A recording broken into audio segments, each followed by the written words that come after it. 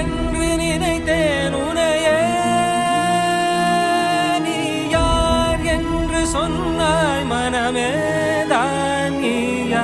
எதில் நீ இருந்தாய் எங்கோ மறைந்தாய். உன்னை தேடி அலைந்தேன் எனக்குள்ளே தெரிந்தாய். இது போதும் எனக்கு வேறு வரங்கள் 100 வேண்டுமா? இறைவா இதுதான் நிறைவா?